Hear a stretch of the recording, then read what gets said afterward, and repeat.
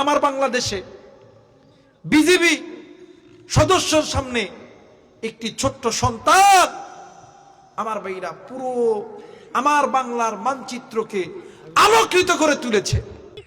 বাংলাদেশ আমার বাংলাদেশ, তোমার বাংলাদেশ খুদার দান, সোনার জন্য ভূমি তোমার জন্য আমি জীবন দিয়েছি কোরবান।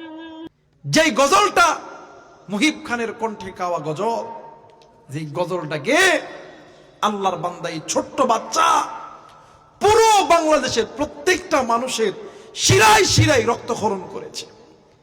ইঞ্চি ইঞ্চি মাটি, ইঞ্চি ইঞ্চি ইঞ্চি মাটি সোনার চাইতে খাঁটি, নগদ রক্ত দিয়ে কেনা,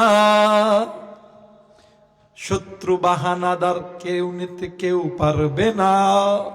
বাংলাদেশ আমার বাংলাদেশ, তোমার বাংলাদেশ খোদার দান, ধন্য ধন্য আমি সবার চাইতে দামি বাংলা মাটির সন্তান। নারায়ে তাকবীর।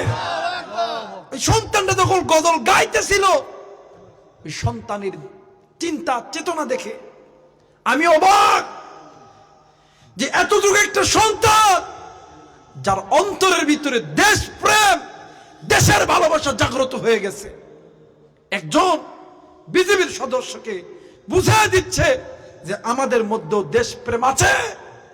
আমরা মানুষের চোখ রাঙানো, মানুষের হিংসা, মানুষের প্রতিহিংসা আমরা কাউকে পরোয়া করি না।